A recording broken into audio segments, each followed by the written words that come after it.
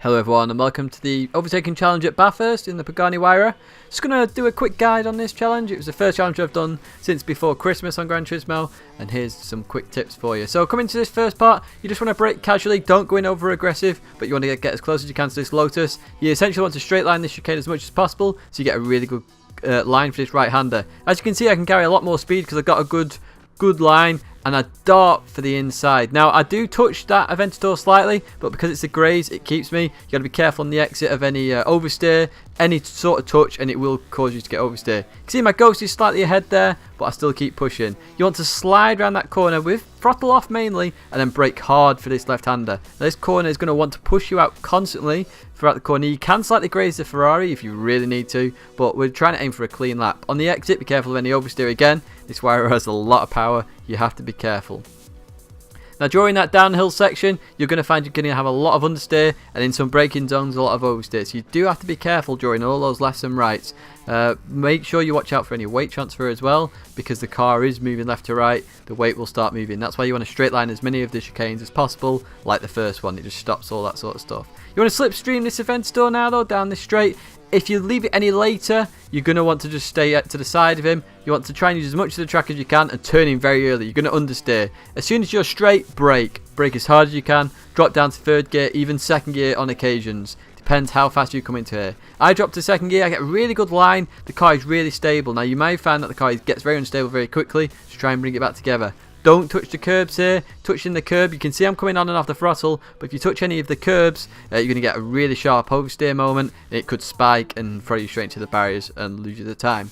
Going to this last corner, I just brake just before the pit entry there, and I use that as my brake marker. I brake, turn in. I dropped to first here, but it's actually a mistake by me, because you can see there I get too much oversteer and I have to catch it, so I actually lose a bit of time there. You can actually get a faster lap time. And this overtaking challenge got a 59.723. Not bad to say I haven't been on in a few weeks. And that actually put me on the rankings at 27th, I believe. As you will see in 1 second as we update. Updates quite fast, which is surprising, but we get 27th. So now we're going to look at it again at normal speed. And once again, just make sure you're casual going into this, because if you over exaggerate it, going too aggressive, you're either going to run wide or you're going to come in so deep into that corner, this corner is going to be bad, and then you can't overtake the Aventador. You can see now it looks far faster as we're not in slow-mo, so you've just got to take it one step at a time. Try and focus on the first bit. If you get the first bit done well, you can focus on the next bit with the Ferrari, and then coming down to this last section of Bathurst. This slipstream, you just want to be careful really. Now you'll notice I pull out quite early. Don't leave it to the last minute. There's no point wasting that much. I also upshift quite early. I'm not going far into the red line. Upshift quite early. One of the key things there with this braking zone is braking straight. Because you're sliding into it because of the understeer, if you slide too much, you're not going to get the braking you want, and you'll just go flying off at the other side of the corner. This one again, you'll see the slight twitch in the oversteer. There, you can just see it there. I had to come off the throttle and go back onto it again. So that did lose me time there. Lost me about 10th. Look at it from the outside angle now. You'll see that I don't actually touch the Aventador, but because of the way the cars are designed, you will see it here. As you can see, look, I'm very straight down this first bit of the chicane. It gives me a very good line here. There's the first hit. There's a slight dab. But if you notice, there was no contact. It was just like air, but it still gave the noise of contact. So that's why it didn't disqualify me as well. Coming into here, it looks really nice. Look at that overtake. That's a perfectly clean overtake. Remember, you got to be careful of any understeer there. And then it's just back onto the back straight.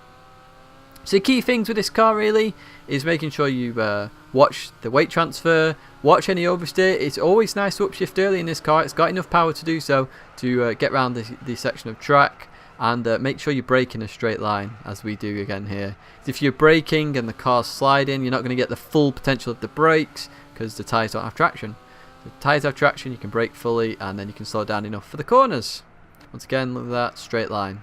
So we're going to have one look at the angle, because I love the TV angle of this one. You saw it in my New Year video, and we can watch it again here. So with a nice Pagani Hyuara. Do like the car, but it's very quick. And just look at that for a camera angle. So you can see how straight and how close to get to that Lotus as well. And look how fast I take that line. Once again, you can see there's no real contact. You can see the Aventador slightly nudge a bit, but it doesn't actually physically touch it, which is a bit weird.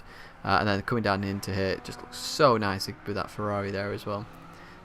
the colour I'd pick for the Ferrari as well if you've been following my channel for a while, the yellow. Probably not quite that bright, but a bit darker.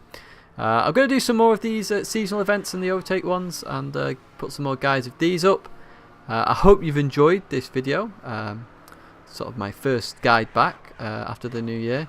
I'm hoping to put more music, more graphics, more interesting and quick tips, good tips that'll help you improve your times and get up those leaderboards, especially as we go towards GT Academy in 2015. So thank you very much for watching, and I'll leave you with me finishing this lap, and I'll see you next time.